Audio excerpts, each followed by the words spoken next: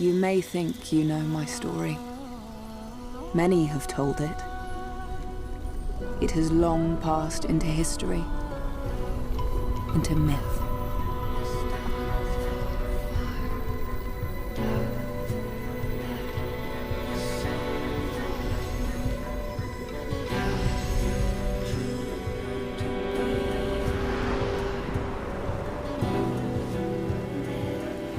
I have seen more of heaven and hell than most people dream of.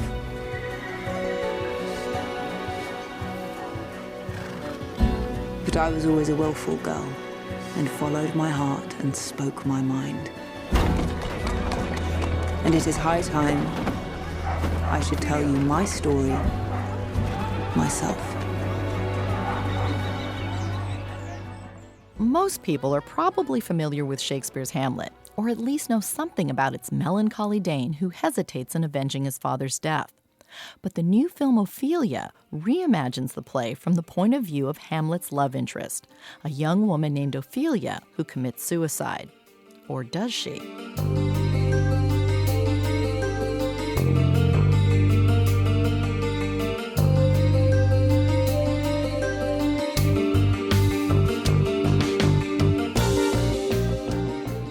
Welcome back to KPBS's Cinema Junkie and part 2 of my podcast on the female perspective in film. I'm Beth Accomando.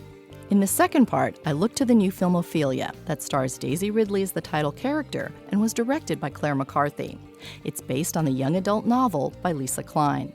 The film allows you to see Hamlet with new eyes, those of a smart young woman who bristles at the limitations society tries to place on her. I'm going to take this short break, and then I'll be back to talk with director Claire McCarthy and author Lisa Klein about retelling Hamlet from a female perspective. I began my interview with Claire McCarthy by asking what attracted her to Lisa Klein's novel, Ophelia. I think the challenge of this crazy kind of shift of the narrative axis, showing an insight into Ophelia's point of view. It's a period setting, but it's a riff on arguably one of Shakespeare's most beloved and sublime masterpieces. So many things could land wrong or be misunderstood or feel too lofty or highbrow.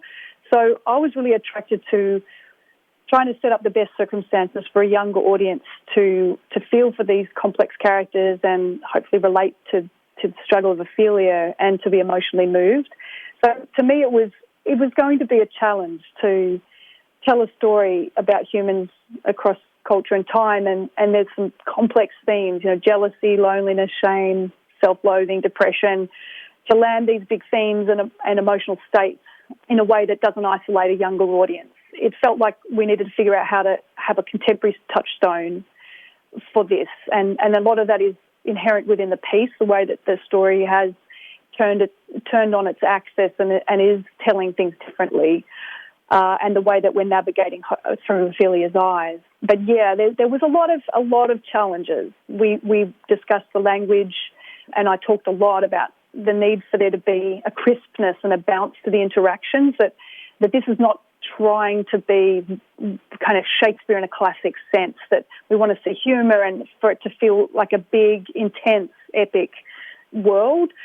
So, there was a lot of stylistic and tonal kind of balancing issues to kind of consider, as well as obviously working out who was going to be the cast, and we landed a really amazing cast, and also finding that really important triumvirate of, cinematographer and production designer and all our incredible and industrious team. We made the film in Prague, so it was also about, in terms of moving into production, how, the tone of the world and how we move through that and create that world and make sure we weren't seduced by incredible sets and fancy camera moves, and that was ultimately leaving as much room and emphasis to create this world with these actors. Now, you mentioned that you wanted this to appeal to a younger audience, but for you, was part of the appeal also that the novel took the point of view of the female supporting character as opposed to just keeping it? I mean, you could have done a Hamlet for a younger generation, but you picked one that's particularly from a young woman's point of view in retelling it. And I was just curious if that was part of the appeal as well. Absolutely. I think as I was saying before, an audience can, if they do know Hamlet, they can re-experience the Hamlet they might know and love, and hopefully find some whimsy in the shift of the narrative and tonal axis. But ultimately, this is Ophelia through her world. The intention was to always be couched in her point of view and her particular insights about the dynamics happening around her. We never wanted to lose her or have her feel passive or a victim as she was in the original play. She's such a tragic icon and such a small role in the play, but I think she's become a kind of iconic figure. So, that was certainly a big attraction to this, is to work out how to give her currency in a completely different way and to try and understand the dynamics of the Hamlet story from a different point of view, from her point of view. Well, I'm a big fan of Shakespeare and his plays, and when I first heard about this, that my one concern was that it was going to have this kind of perspective where they put a modern female character into this setting and that she might appear too contemporary. Mm-hmm. But what I really liked about what the film did was it showed what a strong, intelligent woman had to kind of like suffer through being in that time period, that she looks into the library where she's not allowed. And because of her place of birth, she's, limited to certain things that she can do with her life. And I really appreciated how you gave it a strong female perspective, but didn't necessarily, make it this unrealistic kind of contemporary character back in that setting. Yes, that's a good insight, because it's sort of incremental. It's a shift of the point of view. It's allowing us hopefully to empathise with what it would be like being low status. She's not in a power position in the world that she lives in, which is often the case for women now. So allowing her to navigate through that, to use strategy and to work her way through that world is not only unique to the Hamlet world, that we never really understand what Ophelia, we never have a lot of dimension to understand what Ophelia would have endured, but also it becomes a contemporary touchstone for now. And I guess ultimately the tragedy of Hamlet is the triumph of Ophelia, in a way, is sort of what we were trying to look at, that he's undone by his own vengeance, and the masculinity of the world that he lives in doesn't allow for enough love, and so ultimately her scheming, and not even scheming, but her strategy and her ability to navigate through that world, even though she has a victory in a different way. She's not undone and not brought down by the tragedy. So, that's kind of the things that really drew me to this material, that it does raise a lot of questions, and it's it's incremental as to how far you can push these things, because sometimes it can just feel anachronistic, and you just wonder, that's just not believable. I can't relate to it. It's just trying to work out how much latitude you have to push that character within that context of that world, and still hopefully allow there to be enough room to still let there be complexity, and also a capacity for an audience of today to experience or re-experience this particular situation and story. Well, it also seemed like you not only gave us an insight into Ophelia's character, but also into Gertrude, who is another character who is sometimes kind of difficult to understand from the small amount of time that we get to see her on stage. It's true. Yes, I was sad to hear that Franco Zeffirelli is a beautiful filmmaker, passed away just recently, a couple of days ago, and I was really struck by his version of Hamlet, particularly the character of Gertrude, was so complex, this kind of Oedipal take on Hamlet, which we've seen on stage a few times, but I think it was probably the first time that's been brought to screen. And so in working with Naomi Watts, who's such a beautiful, complex, wonderful artist, thinking about how to bring in, we did a lot of this, we talked a lot about the way that Gertrude had been represented and often judged. I mean, that's the other thing, is in shifting the point of view, it's allowing the characters to have flaws and to do questionable things, but to not allow us to presume that they're bad or wrong or silly, that we're trying to be inside their situation. So, I guess it allows us more latitude to understand what it would feel like to be kind of lonely. A lot of the complex kind of issues that she would be dealing with, jealousy and shame and self-loathing and depression, they're very contemporary sort of discussion points, but they're things that are very inherent within her character. And in that Zeffirelli version of Gertrude, we see a sort of Oedipal version where she sees Ophelia as a rival, or Hamlet is taken from her, and how that hurts her as a mother and a woman. And we didn't necessarily go there with our version, but we did discuss that, and we did bring in colours of these other versions. But there's certainly a sort of a female perspective on it, in a sense, or a contemporary perspective. I don't want to necessarily say it's a feminine perspective exclusively, because certainly an exploration of the masculine is inherent to Hamlet, and seeing the way seeing the way that Ophelia relates to Hamlet and how he responds to his circumstances are so important to the story too. But definitely there was a lot of discussions with Naomi about how to land this character and to find the love, find the empathy for her, as opposed to come from a point of presumption that she's weak or inferior, or just a part of the rottenness of that empire, or that court at that time. Well, you bring up Zeffirelli's film, and I was also impressed in that film by Helena Bonham Carter's Ophelia. She felt like a much stronger Ophelia than I had seen before, and it made me kind of listen to the lines differently, which is, again, what happens in your film too, because there are references to Shakespeare's Hamlet within it. There are lines that are kind of similar, and story elements taken from there. So I like the way it makes you kind of rehear and re-see some of the things in the original play. I think so too. I think that version of Hamlet really brought Hamlet to life for me, and I agree that interpretation of Ophelia was, she felt so fragile, and she had a heart and a creative imagination. You felt the tragedy even more because you thought she wasn't just a victim. There was something complex going on for her beyond Hamlet and her belief in love, and that she was bound to be sort of thwarted in that world where there was so much corruption and power and toxicity. So, yeah, I agree. It was, and in thinking about casting Ophelia, Daisy Ridley is such a contemporary woman. Like, she's so she has such self-determinism and vulnerability and strength, and that was in considering how to sort of land her on screen. We had this kind of pre-Raphaelite kind of world that we were creating, a kind of, we do have a lot of homages to the classic paintings and the worlds of the original play and how it's been represented in art. So on the exterior, there was this sense of her being this maiden, or this sort of typical idea of what a woman would have been at that time, but having an actress come to that role and bring an essence that could feel like we could relate to her, and that you would feel that she could survive this at the end, that on her own terms, was really important in thinking about how to bring that to the screen, or how to bring her to the screen. For a flash, I thought you were a ghost. At school, we dissected a corpse into his parts. There was no room for his ghost.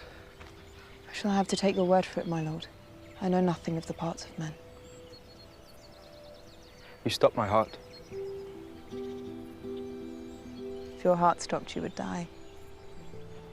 I seem to be quite alive. Appearances deceive. See this. An innocent flower, and yet it is belladonna, the most deadly nightshade. Belladonna means beautiful woman. And you say it is poison.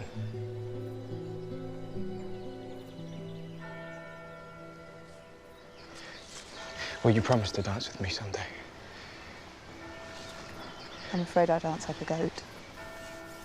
I'm just curious if you've screened the film and what kind of an audience response you've gotten, and how you've kind of gauged that. My favourite screening was when we did a screening, I think it was like 1,000 young people outside of Utah.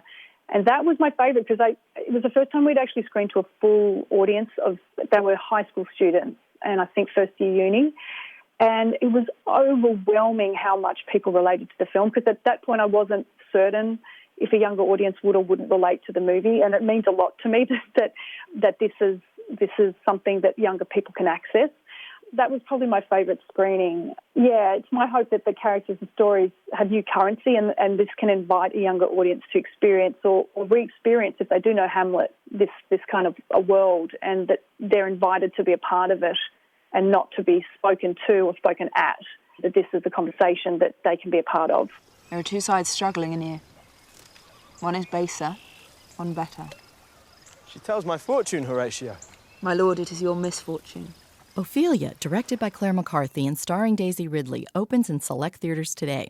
I'll be right back after this short break with author Lisa Klein, whose love for Shakespeare led her to write a series of young adult novels inspired by the Bard. I began my interview with author Lisa Klein by asking what inspired her to reimagine Hamlet from Ophelia's point of view. What inspired me? Well, I guess we should go back to my teaching at Ohio State University. And when I didn't get tenure at Ohio State, I still felt like I needed an outlet for my academic interests. And I was ready to give up teaching, but not research and writing. And so I decided to try to write a novel. And they say, write what you know. And I felt I knew Shakespeare fairly well after teaching for so many years and teaching Hamlet particularly. And in teaching Hamlet, I just always been displeased with the character of Ophelia and representations of Ophelia and discussions of Ophelia. And I was annoyed at Hamlet for his mistreatment of her. And so I just wondered what the play Hamlet would look like from Ophelia's point of view. And that started just the whole series of what ifs. What if she and Hamlet had quite a deep relationship, and what would that look like? And what if she didn't drown? Because if you're writing a novel, you can't have your main character, die. Your reader would be quite disappointed. And you also can't have a main character who was weak enough to kill herself over Hamlet. So it was just this process of thinking about Hamlet from a different perspective. And I think it was a book I'd sort of always wanted to write when I was teaching Hamlet, as a book to teach alongside Hamlet, because I frequently did that when I taught Shakespeare. What was kind of your intent when you wanted to take Ophelia's point of view? Did you want to kind of flesh out her character more fully, or did you want to try and reinterpret her? What was kind of your driving purpose in that? I think it was more a reinterpretation. It was kind of an experiment. I did want to reinterpret her. I wanted to flesh her out. I wanted to make her a more complete character, because that wasn't Shakespeare's intention. Shakespeare used her as a foil to Hamlet, a foil to Hamlet's madness, a foil to Hamlet's revenge plot. And I thought, well, there has to be more to this character than just, madness and eventual drowning, whether it's suicide or an accident. I mean, that doesn't make for a very compelling character. And so, I thought that she really had to be a stronger character than Shakespeare presented her, that there had to be something special about her that would have drawn the attention of the Prince of Denmark. So she wasn't just, sort of a wench about the court or some nobody. The Prince of Denmark fell in love with her.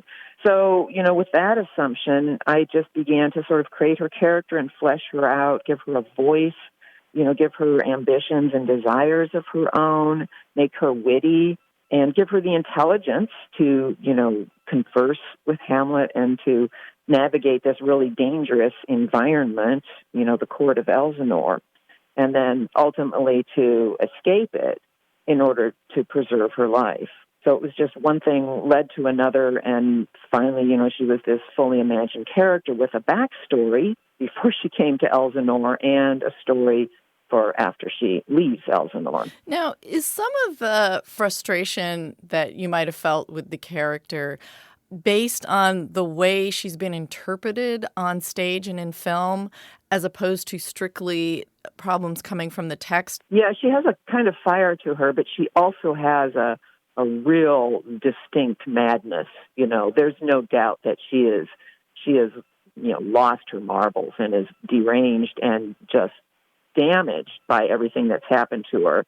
And so that did not sit well with me because I wanted to think about her rising above the situation at Elsinore and not destroying herself out of madness and frustrated love. But yes, you're right in that representations of Ophelia in movies and plays, even performances of Hamlet, quite often cut a lot of Ophelia's lines and her songs. So really, Shakespeare gives Ophelia a much greater presence in the words of his play than subsequent performances have done, which really elide much of Ophelia's character and her scenes and her dialogue, which gives many hints of strength, really. So there is a lot in Shakespeare to work on in fleshing out the character of Ophelia.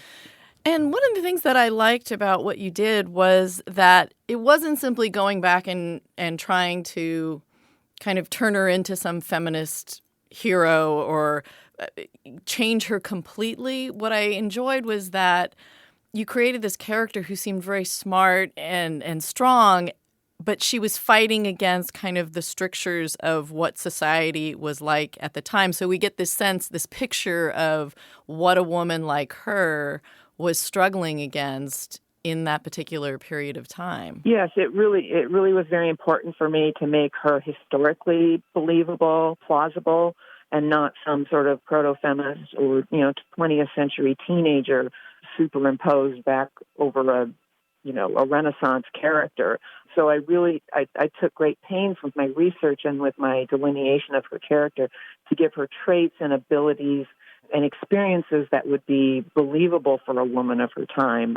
For instance, her knowledge of herbs and medicine would be a kind of knowledge that a woman could have, and a source of strength.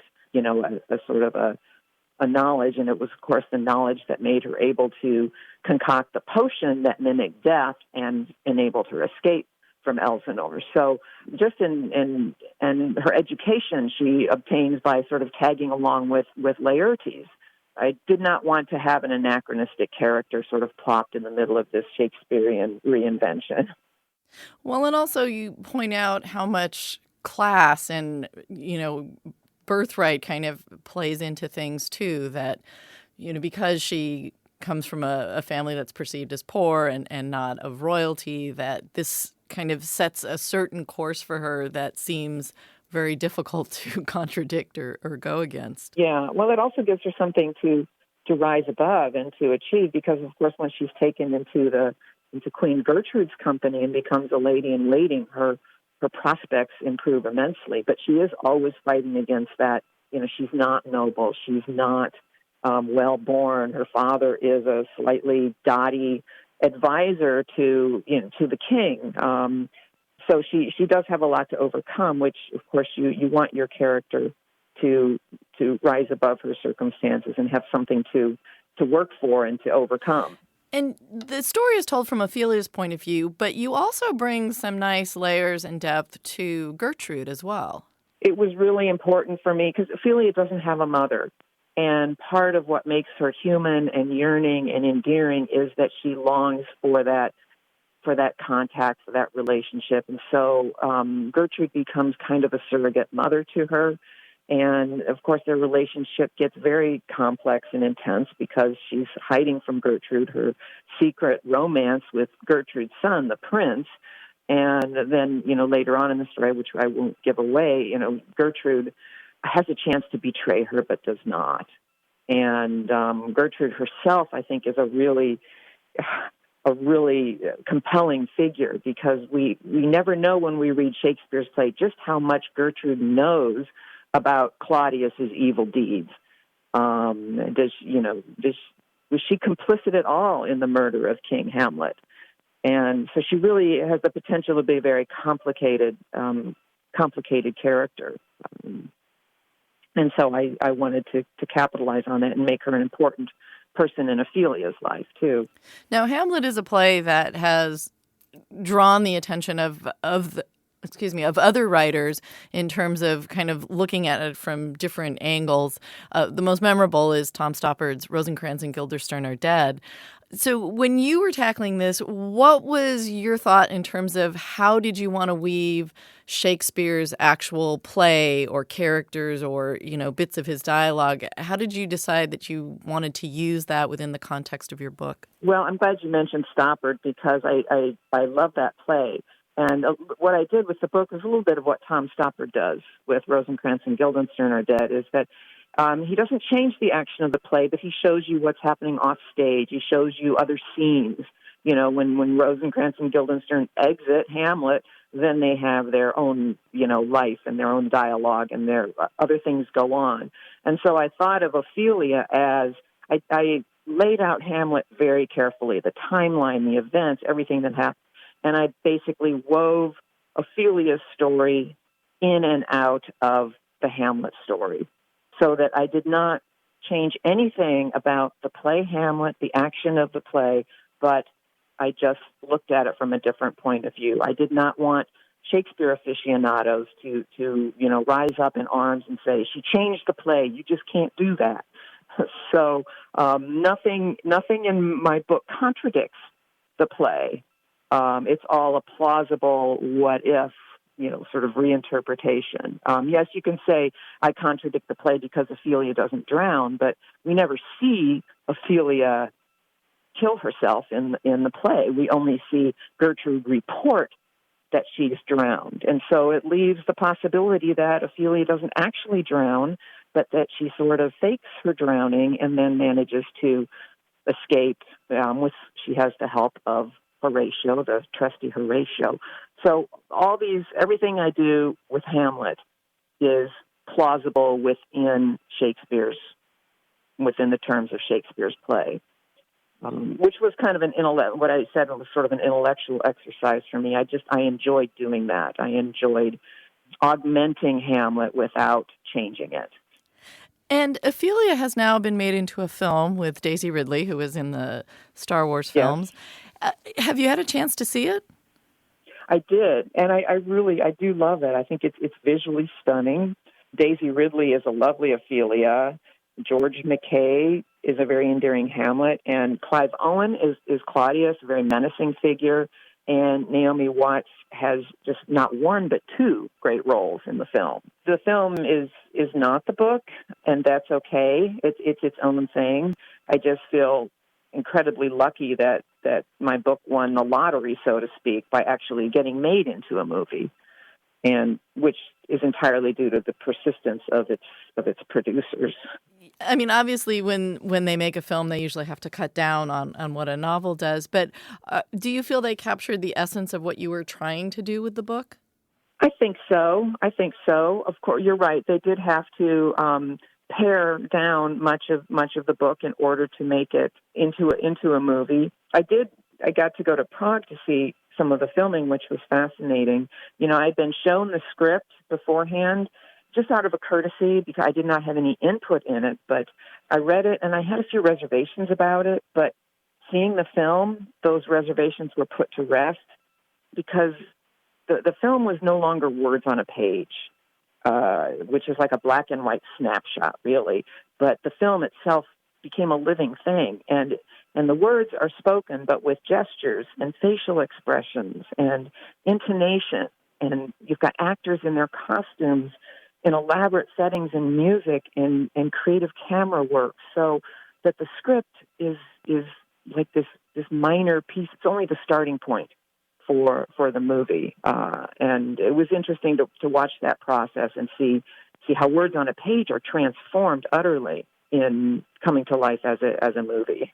And was there anything in the film that surprised you in the sense of once your story went through other people's eyes and got transformed and translated, was there anything that you saw on the screen that was, seeing it actually acted out or visualized that you go like, or I didn't quite think of it that way, or that's a nice way to look at it? It was interesting to see what they changed and why they changed it. Okay, because in my book, for instance, Hamlet does not come across very well because he mistreats Ophelia, and he has this vow of vengeance that he puts above his vow for Ophelia. But in the movie, in order to promote the romance between Hamlet and Ophelia as long as possible, Hamlet is a much nicer guy and a much more sympathetic character. Actress Naomi Watts ends up playing two characters in order to have a bigger screen presence. And so that entailed some changing of the plot that might seem kind of outrageous, but it works in the context of the movie. It works. And it makes seeing the revenge enacted in the final scene was really satisfying and really really cleverly well done. So I won't say any more than that, because I don't want to ruin it for viewers. But becomes a revenge play, revenge movie for the Me Too moment. It's a very compelling ending.